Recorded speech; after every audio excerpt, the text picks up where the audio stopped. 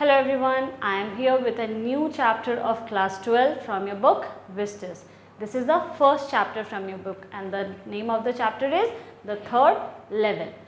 The chapter has been written by Jack Finney. इस chapter के author कौन है? Jack Finney. So let's get started and discuss something about our author. So as you can see that the lifespan of the author is written on the board. Jack Finney was born in 1911. Jack Finney का जन्म 1911 में हुआ था. Exact is October 2, 1911 and he died in 1995. इनकी मृत्यु 1995 में हुई थी, November 4, ठीक है, to be exact. So he was basically an American writer. ये एक अमेरिकन राइटर थे और इनके जो ज़्यादातर राइटिंग्स होते थे, इनका राइटिंग स्टाइल था, he used to write science fiction, anything, जो भी कुछ ऐसा राइटिंग्स होता था जिसमें फिक्शियस होता था, जो इमेजिनरी होता था एंड रिलेटेड टू साइंस होता था. लाइक आयरन मैन, बैटमैन, इस तरीके की मूवीज़ आप देखते हो तो ये सारी साइंस फिक्शन से बिलोंग करती है. तो इनकी भी जो कहानियाँ होती थी, जो भी ये स्टोरी लिखते थे, उनका जॉनर होता था science fiction. Alright, so basically he used to write science fiction and thrill and adventurous stories और based on that, something based on that. Alright. And some of his famous writings are, इनके कुछ famous writings हैं, The Body Snatcher, Time and Again. ये सारे जो science fiction जिससे belong करते हैं, फेमस बेस्ट नोन राइटिंग्स इनके यही सारे हैं. Alright, so I hope you have understood about Jack Finney. Now we will move towards our chapter the third level. The third level क्या सजेस्ट करता है? नाम थर्ड लेवल से ये समझ में आता है तीसरी मंजिल, है ना, या कोई तीसरा लेवल, किसी चीज़ का तीसरा पड़ाव, है ना. तो द थर्ड लेवल कुछ इसी से रिलेटेड है. ऑब्वियसली नाम है तो कुछ तो इससे रिलेटेड होगा, लेकिन ये थर्ड लेवल था क्या? Before discussing that I would like to discuss the theme of the story. हमारे चैप्टर का मेन थीम ये है कि इसमें जो राइटर है, इसका जो मेन कैरेक्टर है, जो राइटर है, उसको रिलेट कर रहे हैं किस तरीके से we people we want to escape from the harsh reality of the world. ठीक है, ज़िंदगी में, दुनिया में कुछ ऐसी चीज़ें हैं जो बहुत कड़वा सच होता है. ज़िंदगी के डेली उतार चढ़ाव से रिलेटेड कुछ ऐसी सच्चाइयाँ होती हैं जो सच हैं लेकिन बहुत हार्श होती हैं, बहुत कड़वी होती हैं, तो बहुत कठोर होती हैं, लेकिन उसको एक्सेप्ट करना हमारा काम है. हम लोग उससे भाग नहीं सकते हैं. ठीक है, जैसे कि वॉर अगर आता है तो डिस्ट्रक्शन लाता है और अपने साथ ऐसे बहुत सारे कॉन्सिक्वेंसेस लेकर के आता है जो हार्श होते हैं. उसका आफ्टर इफेक्ट्स बहुत ही कठोर होता है, लेकिन एज अ ह्यूमन हम लोगों को इस चीज़ को एक्सेप्ट करना पड़ता है. But some people they do not want to accept the harsh realities of war. They want to escape, वो बचना चाहते हैं और एक वो ऐसा कंडीशन क्रिएट कर लेते हैं अपने उस सच्चाई को ना एक्सेप्ट करके वो अपने चारों तरफ एक ऐसा बाउंड्री क्रिएट कर लेते हैं जिससे वो उस सच्चाई से भाग सकते हैं. सो समथिंग अभी आपको नहीं समझ में आ रहा होगा exactly what I am talking about, but in brief you can say that the main theme of the story is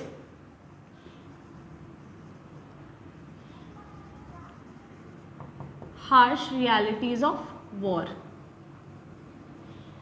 harsh realities of war and life. कि हमारे चैप्टर का मेन थीम क्या है कि वॉर यानी युद्ध का, बैटल और ये सारी चीज़ों का जो कड़वा सच होता है, ये क्या होता है और ये इंसान पे किस तरीके के इफ़ेक्ट्स डालता है, उसके कॉन्सिक्वेंसेस क्या होते हैं, उसके आफ्टर इफ़ेक्ट्स क्या क्या होते हैं, ये इस चैप्टर में बेसिकली बताया गया है. Alright, now the characters.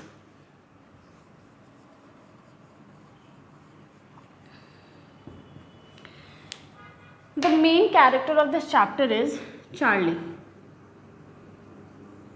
The main character of the chapter is Charlie. ये ही हमारे चैप्टर का प्रोटैगनिस्ट है और इसी के चारों तरफ ये पूरा स्टोरी रिवॉल्व करता है. जैसे कि ये जो है चार्ली, वो एक दिन अपनी वाइफ के पास कहीं से आ रहा होता है और ये बहुत हड़बड़ी में होता है and then he reaches station जिसका नाम है ग्रैंड सेंट्रल स्टेशन, और उस स्टेशन में ये थर्ड लेवल पे चला जाता है. But after some investigation and after some interrogation ये पता चलता है that actually the third level never exist. ये जो थर्ड लेवल है जहाँ ये पहुँच जाता है, जो तीसरे पड़ाव में, उस ग्रैंड सेंट्रल स्टेशन में सिर्फ 2 ही लेवल थे, first level and the second level, और ग्राउंड लेवल होंगे, बट थर्ड लेवल जैसा कोई चीज़ था ही नहीं। बट इनके हिसाब से थर्ड लेवल है और ये वहाँ पे जाते हैं, वहाँ सब चीज़, इन चीज़ों को इन्होंने देखा, एक्सपीरियंस किया, but in reality there is no such third level. So let's start the chapter and will move towards the other characters of the chapter.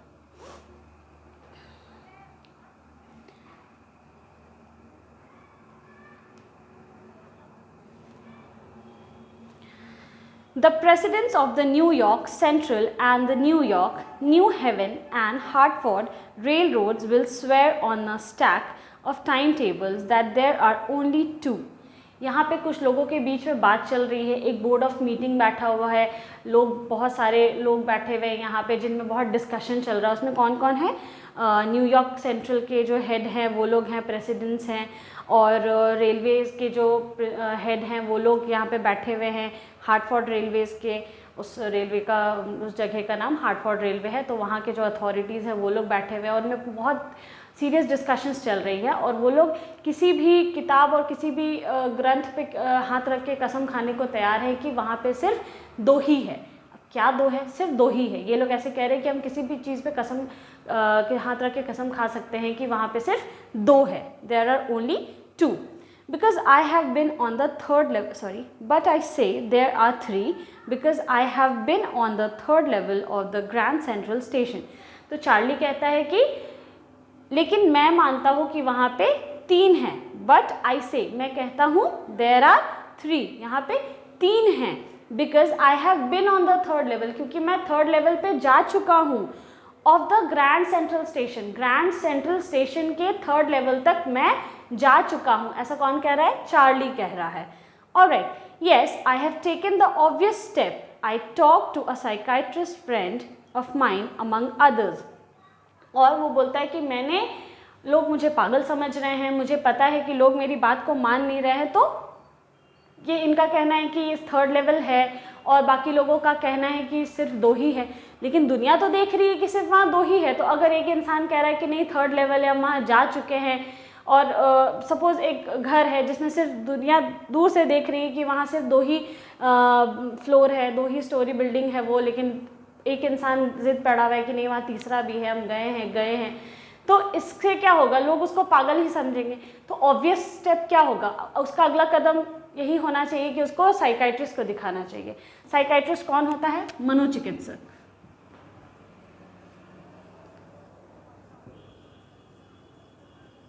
Psychiatrist, ठीक है, साइकाइट्रिस्ट मीन्स मनोचिकित्सक। ऐसे लोग जो माइंड रिलेटेड चीज़ें पढ़ते हैं, लोगों को स्टडी करते हैं और उनसे बातचीत कर काउंसलिंग करते हैं, ठीक है, मनोविज्ञान, दैट इज़ कॉल्ड साइकोलॉजी की जो पढ़ाई करते हैं उनको साइकाइट्रिस्ट कहते हैं। नाउ तो वो क्या करता है कि जाहिर सी बात है कि लोग, उसको साइकाइट्रिस्ट की ज़रूरत है क्योंकि दुनिया कुछ और बोल रही है और वो एक लौता इंसान है जो कुछ और बोल रहा है, तो उसको जाहिर सी बात है कि उसको एक मनोचिकित्सक की ज़रूरत है। तो इसीलिए वो अपने एक दोस्त, उसका जो एक दोस्त है वो साइकाइट्रिस्ट है, उसके पास वो जाता है और उससे वो बातचीत कर रहा है। I told him about the third level at Grand Central Station and he said it was a waking dream wish fulfillment. He said I was unhappy. तो जब साइकाइट्रिस्ट से बात होती है तो साइकाइट्रिस्ट उसको क्या कहता है कि कोई बात नहीं, तुम ये वेकिंग ड्रीम फुलफिलमेंट है। कई बार क्या होता है कि लोग किसी चीज़ के बारे में इतना सोचते हैं कि खुली आंखों से उसका सपना देखने लगते हैं। अगर कोई चीज़ बहुत शिद्दत से चाहते हैं तो लोग चलते फिरते लोगों को वो हेलुसिनेट करने लगते हैं, मतलब उनको वो चीज़ें दिखाई देने लगती हैं। और ये क्यों होता है? क्योंकि वो नाखुश है, क्योंकि एक ही चीज़ के बारे में बहुत ज़्यादा ऑब्सेशन के साथ वो सोच रहा है, उस सपने को पूरा करना चाहता है, तो वो हेलुसिनेट करने लगता है। तो यहाँ पे भी उसके जो फ्रेंड है उसको यही कहते हैं कि तुम हेलुसिनेट कर रहे हो, तुमको चीज़ें दिखाई दे रही हैं जो एक्चुअली एग्जिस्ट नहीं करती हैं, ठीक है। और ये वेकिंग ड्रीम फुलफिलमेंट है, विश है तुम्हारा, ठीक है। तुम्हारी ये इच्छा है, कोई तो तुम्हारी इच्छा है जिसको तुम जागती आंखों से देख रहे हो और पूरा करना चाहते हो, और इसकी वजह से तुम बहुत नाखुश हो और इसीलिए तुम्हारे साथ ऐसा हो रहा है, ठीक है। He said, I was unhappy. That made my wife kind of mad, but he explained that he meant the modern world is full of insecurity, fear, war, worry and all the rest of it, and that I just want to escape. अब जैसे ही psychiatrist बोलता है कि तुम नाखुश हो, तुम खुश नहीं हो, इस वजह से तुम्हारे साथ ये चीज़ें हो रही हैं, तो उसकी बीवी गुस्सा हो जाती है कि भाई मेरे रहते हुए ये नाखुश है। उसको लगता है कि ये हमारी शादी से हैप्पी नहीं है, इसको हमारे रिलेशनशिप के बीच में कुछ प्रॉब्लम नज़र आ रही है, या ये मेरे वजह से खुश नहीं है, तो वो गुस्सा हो जाती है, मैड हो जाती है। मैड का मतलब पागल नहीं, मैड का मतलब गुस्सा। तो वो गुस्सा हो जाती है, लेकिन फिर साइकेट्रिस्ट उसको समझाता है, उसका फ्रेंड जो है वो समझाता है, चार्ली का फ्रेंड, कि ऐसा नहीं है, यहाँ पे दुनिया में जो चीज़ें हैं, जैसे कि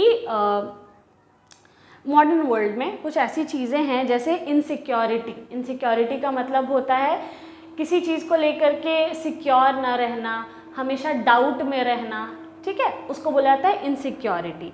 फियर, फियर का मतलब होता है डर। वॉर, दुनिया में आज मॉडर्न वर्ल्ड ऐसा ही है, आपके पास अगर एक जॉब है भी तो आपको हर टाइम पे इनसिक्योरिटी रहती है कि कब कोई मुझसे ज़्यादा अच्छा आ जाएगा। आपको आप किसी को कितना भी खुश कर लो, आपका बेस्ट भी दे दो, फिर भी आपको ये डर रहता है कि कोई और भी मेरे से ज़्यादा अच्छा कर सकता है, तो मैं पीछे ना रह जाऊँ। तो बहुत कॉम्पिटिटिव वर्ल्ड है। फिर हर तरफ डर का माहौल है, वॉर है, युद्ध चल रहा है, कौन किसको मार दे रहा है, हर तरफ डिस्ट्रक्शन हो रहा है। तो वरी है, परेशानी है कि मेरे बच्चे कहाँ हैं, मेरा परिवार सेफ़ है कि नहीं, लोग मेरे परिवार वाले लोग खुश हैं कि नहीं। इस तरीके की चिंताएं लोगों को हमेशा सताते रहती है, क्योंकि पहले क्या होता था, लोग इकट्ठे रहते थे, एक दूसरे के साथ चीज़ें बांट लेते थे, शेयर कर लेते थे, बात करने से सोल्यूशन निकल जाता था, ठीक है, और सब एक दूसरे के लिए खड़े होते थे। लेकिन मॉडर्न वर्ल्ड जैसे जैसे और मॉडर्न होता जा रहा है, लोग एक दूसरे से सेपरेट होते जा रहे हैं, और वो सेपरेशन की वजह से अकेले भी होते जा रहे हैं। और ये अकेले होने की वजह से लोग बस एक प्रिटेंड करते हैं कि मैं बहुत खुश हूँ, मैं बहुत स्टेबल हूँ, मैं फुलफिल्ड हूँ, हर तरीके से वेल टू डू हूँ, मेरे पास किसी चीज़ की कमी नहीं है। लेकिन इंसान अंदर ही अंदर अपनी परेशानियों को सिर्फ वही जानता है, और ये दिखावे की वजह से वो क्या करता है, चीज़ों को शो भी नहीं करता है, दूसरों के साथ शेयर भी नहीं करता है, और इसकी वजह से वो घुटता रह जाता है। और यही सारी चीज़ें क्या हो जाती है, फिर मेंटल हेल्थ को हमारे इफ़ेक्ट करती हैं। तो एक इंसान का मेंटली हेल्दी होना बहुत ज़्यादा ज़रूरी है। अगर आप फिज़िकली फ़िट हो, आप इमोशनली फ़िट हो, तो आपका मेंटल हेल्थ अच्छा रहेगा। लेकिन अगर आप मेंटली फिट नहीं हो तो आपका कोई सा भी हेल्थ अच्छा नहीं रहेगा, ना ही आप इमोशनली फिट रहोगे, ना ही आप फिजिकली फिट रहोगे, ना ही आप सोशली फिट रहोगे, आपका कोई सा भी हेल्थ अच्छा नहीं रहेगा। आप कहीं भी इक्वल कंट्रीब्यूशन, हेल्दी कंट्रीब्यूशन नहीं कर पाओगे, क्योंकि हर एक चीज़ हमारे माइंड से ही रिलेटेड है। तो it is very important for each and every person to be mentally healthy and to talk about mental health. लोग मेंटल हेल्थ के बारे में बात नहीं करना चाहते हैं। कोई भी अगर थोड़ी सी भी परेशानी से घिरा हुआ है या किसी भी परेशानी में है, अगर उसको किसी भी तरीके का मेंटल डिजीज़ है आप या मेंटल कोई ऐसा इलनेस है, अगर उसके बारे में वो बात करता है तो लोग सीधा उसको पागल घोषित कर देते हैं कि अरे उसको ना उसका दिमाग ख़राब है, उसका दिमाग सही नहीं है, वो ना मेंटली रिटार्डेड है। तो दुनिया में हर तीसरे इंसान को कोई ना कोई मेंटल इलनेस है जिसके बारे में उसको खुद भी नहीं पता है। तो mental health is very important to discuss about. It is very important to discuss your problems with others. They might not solve your problem, but they can help you, they can give you some solution, or they can refer to you to somebody else जो आपको help कर सकता है, ठीक है। India में तो ये नोशन है कि अगर आप मेंटल हेल्थ के बारे में बात भी करते हो, that means you need help, that means you are पागल, आपको लोग मैड घोषित कर देते हैं, ठीक है, आपको पागल घोषित कर दिया जाता है। अगर आप साइकेट्रिस्ट के पास काउंसलिंग के लिए भी गए हो, अपनी बातों को शेयर करने के लिए भी गए हो, आपको अच्छा नहीं लग रहा, आप किसी सोल्यूशन के लिए भी गए हो, तो अगर ये बात मोहल्ले में हल्ला हो जाती है कि आप साइकेट्रिस्ट कंसल्ट कर रहे हो, विच मीन्स यू आर पागल, you need to go to mental asylum. इस तरीके का सिचुएशन इंडिया में है, लेकिन ये बहुत ही गलत है, ठीक है। There are so many problems in today's life, in modern world, that people can not deal alone. उसको अकेले लोग डील नहीं कर सकते, they need help. So it is the best you can do is ask for help. सबसे अच्छा कुछ कर सकते हो आप तो हेल्प ले सकते हो किसी से। ऑलराइट, तो यहाँ पे यही बोलता है कि दुनिया में इतनी सारी चीज़ें हैं जो परेशान करने वाली, तो कुछ लोग होते हैं कि उसका सामना करते हैं, ठीक है, कि ठीक है ज़िंदगी है, परेशानी होती है, आज खुशी है तो कल परेशानी होगी, कोई दिक्कत नहीं है। कुछ लोग उससे भागने की कोशिश करते हैं, और चार्ली जो है यहाँ पे वो भी क्या कर रहा है, इससे भागने की कोशिश कर रहा है, ठीक है। वेल हु डजंट, तो वो कहता है कि ठीक है मैं भागने की कोशिश कर रहा हूँ, कौन नहीं भागना चाहता है परेशानी से, वॉर से, युद्ध से, डिस्ट्रक्शन से, इससे कौन नहीं भागना चाहता है, कौन जाता है उसके पीछे। Everybody I know wants to escape, but they don't wander down into any third level at Grand Station, Central Station। तो साइकेट्रिस्ट कहते हैं कि हाँ, जितने लोगों को मैं जानता हूँ ना, सब अपनी परेशानियों से भागना चाहते हैं, परेशानियों का सामना कोई नहीं करना चाहता है। लेकिन कोई ऐसा नहीं है तुम्हारे जैसा कि किसी को ग्रैंड सेंट्रल स्टेशन का थर्ड लेवल दिखाई देने लगे, है ना। कोई थर्ड लेवल तक भी नहीं पहुँच गया है परेशानी से भागते भागते। कहने का मतलब है कि तुम्हारी परेशानी बहुत डीप है। The mental illness that you have is very grave, you need to work on that, you need to prepare your mind. आपको अपने दिमाग को प्रिपेयर करने की ज़रूरत है, आपको अपनी परेशानी का सामना करने की ज़रूरत है। और चार्ली कहता है कि जितने भी लोग ऐसा कौन है जो अपनी परेशानियों से नहीं भागता है, सब तो अपने परेशानियों से भागते हैं, लेकिन नहीं, ऐसा रियलिटी में नहीं है। कुछ लोग अपने परेशानियों का सामना करते हैं। हाँ, वो एक बार टूट जाता है इंसान कि डेली डेली कुछ ना कुछ मेरे साथ ही गलत हो रहा है, मेरे साथ ही क्यों होता है, भगवान मेरे साथ गलत करते हैं, ऐसा क्यों कर दिए मेरे साथ, हम ही क्यों, तो ऐसे सवाल करते हैं। लेकिन लोग उसके बाद दे स्टैंड अगेन, वो फिर से अपने पास्ट को, जो भी परेशानियां उनको छोड़ करके वापस से खड़े होते हैं। They stand up with and become more stronger, वो और स्ट्रॉन्ग बनते हैं वैसे खड़े होकर के। Now but that's the reason he said and my friend all agreed, everything points to it, they claimed. My stamp collecting for example, that's a temporary refuge from reality. तो उसका साइकेट्रिस्ट कहता है कि बट दैट्स द रीज़न, यही तो बात है, यही तो तुम गलती कर रहे हो कि तुमको ही क्यों नज़र आ रहा है ग्रैंड सेंट्रल स्टेशन का थर्ड लेवल, बाकी किसी लोगों को क्यों नहीं नज़र आ रहा है, क्योंकि तुम अपने रियलिटी से भाग रहे हो, तुम कुछ ऐसी चीज़ों को देख रहे हो, तुम रास्ता ढूंढ रहे हो कि कहीं से कहीं ऐसा जाने का रास्ता हो जहाँ से मुझे ये दुनिया से छुटकारा मिल जाए, ठीक है, और मैं इन परेशानियों से कहीं और चला जाऊँ, ठीक है। और वो कहता है कि everything points to it, they claimed, और सारी परेशानियों का हल तुम्हारा, तुम हर बार यही करते हो, तुम परेशानियों से ही भागते हो। जैसे कि माई stamp collecting for example, that's a temporary refuse from reality. इसके पहले चार्ली क्या करता था कि स्टैम्प कलेक्शन करता था। तो कुछ लोग होते हैं ना कि मोबाइल में घुसे रहते हैं पूरे टाइम, ठीक है, गेम खेलेंगे। अगर आप सामने से उनसे बात भी करो, आप उनके परेशानियों के बारे में थोड़ा चर्चा करो, तो वो आपको पलट करके जवाब नहीं देंगे। That means they don't want to talk. इसका ये मतलब है कि वो अपनी परेशानियों से भाग रहे हैं, वो चीज़ों को शेयर नहीं करना चाहते हैं, विच मीन्स वो भाग रहे हैं, ठीक है। अगर कोई इंसान आपसे शेयर नहीं कर रहा है, मतलब वो रियलिटी से भाग रहा है, ठीक है। इसका ये मतलब नहीं है कि वो रूड है, वो उसमें एटीट्यूड है, ऐसा कुछ भी नहीं है। इसका बस इतना सा मतलब है कि वो अपने उस बारे में बात नहीं करना चाहता है। वो जितना उस बारे में बात करेगा, वो अपने आप को कमज़ोर फील करेगा, वो सोचने पे मजबूर हो जाएगा, वो करना ही नहीं चाहता है। बोलते हैं ना कि किसी चीज़ को फेस करने से ज़्यादा अच्छा है कि उसको छोड़ दो, है ना। मतलब जो लेज़ी लोग होते हैं वो लोग यही करते हैं, परेशानी को उसमें फंसने से ज़्यादा अच्छा है कि उसको वैसे ही छोड़ दो ना, हम करेंगे ही क्यों देखना है परेशानी क्या होता है, क्यों देखना है कि बिटरनेस क्या होता है, देखना ही नहीं है हमको। तो इससे पहले चार्ली क्या करता था, स्टैम्प कलेक्शन किया करता था, ठीक है। और ये जो स्टैम्प कलेक्टिंग था वो भी एक तरीका था, रिफ्यूज था। रिफ्यूज का मतलब होता है भागना, ठीक है, किसी जगह को छोड़ करके भाग जाना, तो उसको रिफ्यूज बोला जाता है। तो उसका स्टैम्प कलेक्शन भी एक तरह का रिफ्यूज था, अपने टेम्परेरी प्रॉब्लम से भागने का एक तरीका था स्टैम्प कलेक्टिंग। वो स्टैम्प कलेक्शन करने में इतना बिजी हो जाता था कि दुनिया में क्या चल रहा है वो भूल जाता था, तो उसको एक एस्केप मिल जाता था, ठीक है।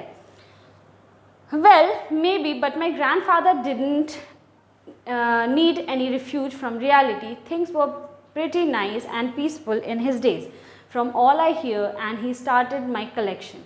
तो कहता है कि अच्छा तुम्हारे हिसाब से मेरा स्टैम्प कलेक्शन जो है वो रिफ्यूज है ना, रियलिटी से हम भाग रहे हैं, यही बोलना चाहते हो ना तुम।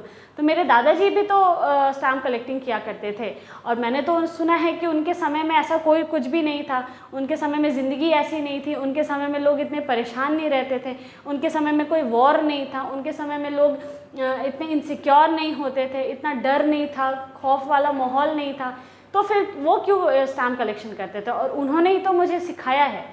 लेकिन भैया तुमको नहीं पता है ना कि तुम्हारे दादाजी के टाइम पे वो किन परेशानियों से गुजर रहे थे, तो ये बात तुम नहीं जानते हो, ठीक है। लेकिन बस तुम दूसरे बोलते हैं ना कि दूसरे की ज़िंदगी लोगों को ज़्यादा अच्छी लगती है, अपनी ज़िंदगी हमेशा लोगों को ख़राब लगती है कि हम मेरे साथ ही ऐसा होता है, हम ही इतने परेशान हैं, उसको देखो ना वो कितने अच्छे से गुजार रहा है अपना ज़िंदगी, उसको देखो वो कितना खुश है। तो दूसरे की ज़िंदगी लोगों को हमेशा अच्छी ही लगती है। It's a nice collection too, blocks of 4 of practically every US issue, first day covers and so on। और इनके जो कलेक्शन थे उसमें क्या थे, 4 ब्लॉक्स ऑफ 4 अलग अलग स्टैम्प्स होते थे, वो उसको बोला जाता था ब्लॉक्स ऑफ 4, यूएस का इशू किया हुआ, और फर्स्ट डे कवर्स जो पहले सबसे पहला इशू होता था वही उसको कलेक्ट कर लेते थे। लोगों को सबसे पहला सिक्का या सबसे पुराना सिक्का कॉइन्स कलेक्ट करने का भी शौक़ होता है, तो लोगों के अलग अलग हॉबीज़ होते हैं, ठीक है।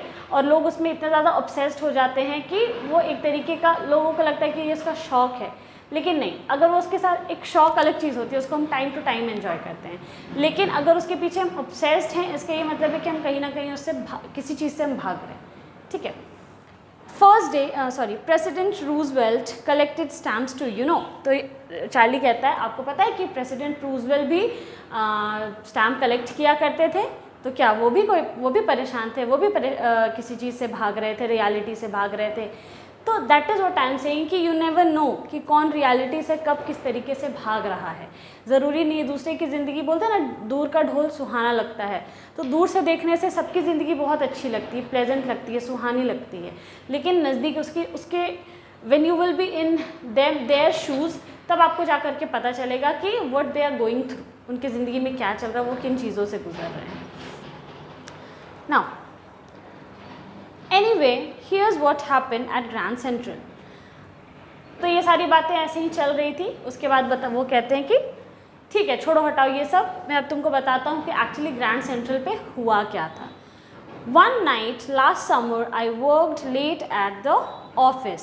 आई was in a hurry to get uptown to my apartment, so I decided to take the subway from the Grand Central because it's faster than the bus।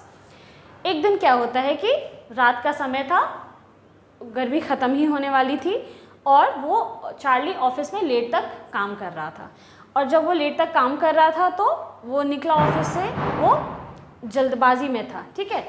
जैसे ही जल्दबाजी में वो अपने अपार्टमेंट उसको अपने अपार्टमेंट जल्दी जाना था, कुछ होगा कोई रीज़न होगा, उसको बस अपने अपार्टमेंट जल्दी पहुंचना था, तो वो डिसाइड करता है कि वो सबवे लेगा। सबवे हमारे यहाँ मेट्रो होता है ना, मेट्रो का दूसरा नाम होता है सबवे, ठीक है। तो वो सोचता है कि सबवे ले लेगा ग्रैंड सेंट्रल से। ग्रैंड सेंट्रल सबसे पहले है क्या, ग्रैंड सेंट्रल स्टेशन एक रेलवे स्टेशन है, ठीक है। ग्रैंड सेंट्रल स्टेशन एक रेलवे स्टेशन है जहाँ अलग अलग तरह के मेट्रो सबवेज आप पकड़ सकते हो, ठीक है। तो वो कहता है कि, और ये यूएस की स्टोरी है ये, ठीक है। तो वो कहता है कि मैं लेट हो रहा था, तो मैंने सोचा कि बस से जाने से ज़्यादा अच्छा है कि मैं मेट्रो ले लूँ, क्योंकि मेट्रो ऑब्वियसली बस से तेज़ चलती है, फास्टर होती है, और मुझे अपार्टमेंट भी जल्दी पहुँचना था, जल्दी जाना था। Now I don't know why this should have happened to me. अब मुझे नहीं पता कि ये मेरे साथ क्यों हुआ होगा, मुझे इसका कोई अंदाज़ा नहीं है। I'm just an ordinary guy named Charlie, 31 years old, and I was wearing a tan gabardine suit and a straw hat with a fancy band. I passed a dozen men who looked just like me. अब देखो, यहाँ पे मैंने एक character को लिख के इसीलिए छोड़ा हुआ है ताकि इसको हम लोग थोड़ा थोड़ा डिस्क्राइब भी कर सकें। ये बताता है कि पता नहीं ये मेरे साथ क्यों हुआ होगा, मुझे नहीं पता कि ऐसा मेरे साथ ही क्यों हुआ, मुझे ही थर्ड लेवल क्यों दिखाई दिया, मुझे इस बात का कोई अंदाज़ा नहीं है। और मैं तो एक बहुत ही साधारण सा इंसान हूँ। चार्ली कह रहा है कि मैं तो एक बहुत ही साधारण सा इंसान हूँ जो 31 साल का है, जो 31 ईयर्स का है। और जिस दिन मैं जा रहा था उस दिन मैंने क्या पहन रखा था? गार्बेडाइन सूट पहना था। गार्बेडाइन सूट क्या होता है?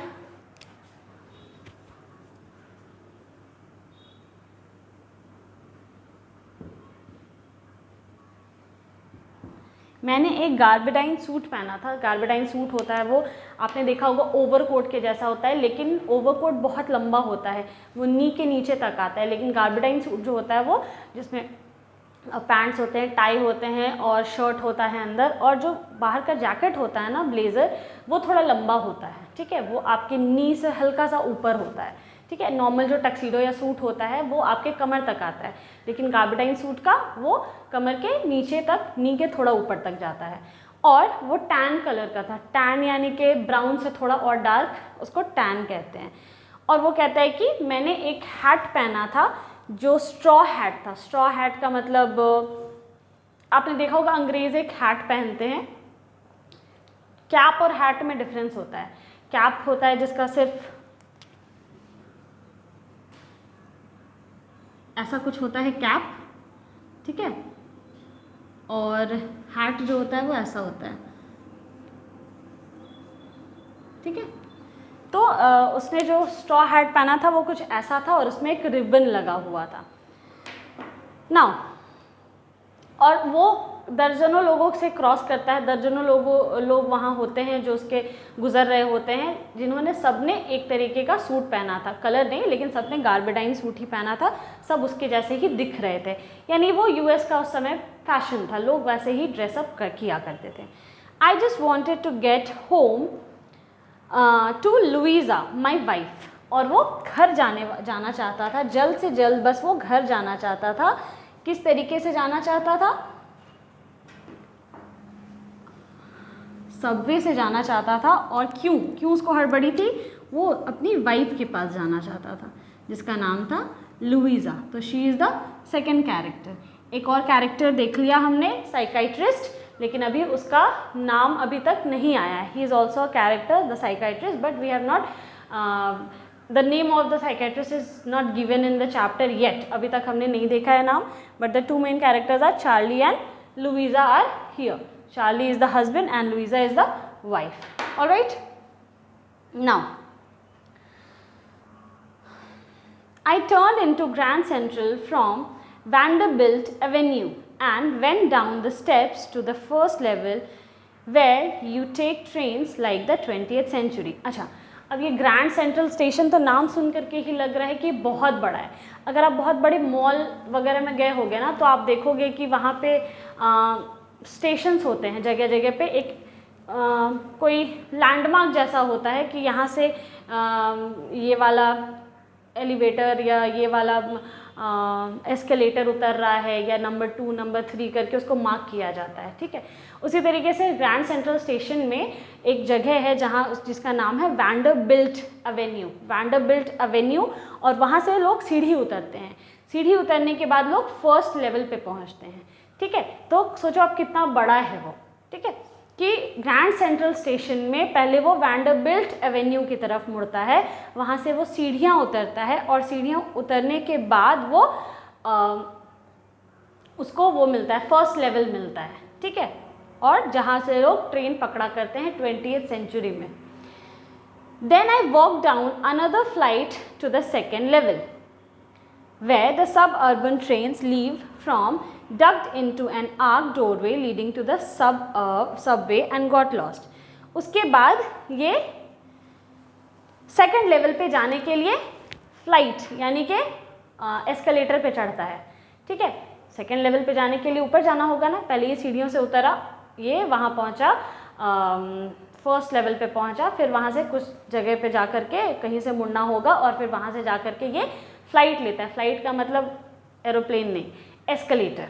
ठीक है, यानी कि ऊपर चढ़ता है, और एस्केलेटर पे चढ़ करके ये सेकंड लेवल पे पहुंचता है. जैसे ही ये सेकंड लेवल पे पहुंचता है, वहाँ पे लोग सब अर्बन ट्रेन्स चलते हैं. मतलब जो फर्स्ट सबका होता है ना कि ये वाले प्लेटफॉर्म पे वहाँ के लिए ट्रेन जाती है, ये वाले प्लेटफॉर्म पे वहाँ के लिए ट्रेन जाती है. तो फर्स्ट लेवल पे हो सकता है कि सिटीज़ में चलती होंगी ट्रेन, और सेकेंड लेवल पे सब अर्बन मतलब जो अंडर डेवलप्ड या जो थोड़ा सा कंट्री साइड वाला जो जगह होगा वहाँ तक जाती होगी ट्रेन, तो वहाँ पे। और वो जो ट्रेन्स है ना वो आगे जा कर के डक्ट हो जाती है। डक्ट का मतलब होता है छुप जाना, घुस जाना, ठीक है, गायब हो जाना। तो ये जो टनल था ये आर्क्ड टनल बना हुआ था, ठीक है, और यहाँ से जो ट्रेन्स जाती थी वो यहाँ से अंदर जाती थी और टनल इतना लंबा था और इतना डार्क था कि उसके अंदर जाने के बाद पता नहीं चलता था कि वो ट्रेन्स कहाँ गई। मतलब टनल के अंदर जाने के बाद ट्रेन्स गायब हो जाती थी, ठीक है, नॉट एग्जैक्टली गायब, कहने का मतलब है कि वहाँ से वो रास्ता बहुत लंबा था, उधर जो भी उसका डेस्टिनेशन होगा वहाँ वो चली जाती थी। और आर्क्ड का मतलब होता है ऐसा, ठीक है। Now that's easy to do, I have been in and out of Grand Central hundreds of times, but I am always bumping into new doorways and stairs and corridors. वो कहता है तो कितना ही मुश्किल है, मैं फर्स्ट लेवल पे पहुंच गया, सेकंड लेवल पे भी पहुंच ही गया, देख लिया मैंने, और ज़्यादा मुश्किल तो है नहीं। ग्रैंड सेंट्रल स्टेशन पे मैं 100 बार से भी ज़्यादा जा चुका हूँ। ये सार्काज़म था, ठीक है, कि कितने भी बार मैं चला जाऊँ वहाँ हर बार मुझे एक नया दरवाज़ा, एक नई खिड़की, एक नया कॉरिडोर नज़र आ ही जाता है। मतलब ग्रैंड सेंट्रल इतना बड़ा था और वो कंस्ट्रक्ट हो रहा है, मतलब हर बार उसको एक्सपैंड कर दिया जाता था। तो जब भी ग्रैंड सेंट्रल स्टेशन जाता था 100 बार जा चुका है, 100 बार से अधिक जा चुका है, लेकिन अभी भी जब भी जाता है तो इसको एक नया दरवाज़ा, एक नई खिड़की, एक नया कॉरिडोर मिल जाता है हमेशा, ठीक है। तो ये सेकेंड लेवल तक अभी तो पहुंच चुका है और ये अपनी कहानी बता रहा है कि एग्जैक्टली वो वहाँ पे कैसे पहुँचा ग्रैंड सेंट्रल स्टेशन में और थर्ड लेवल कब आया। सेकेंड लेवल तक की कहानी तो हमने सुन ली, but will get to know that how he reaches the third level in the next lecture. Thank you.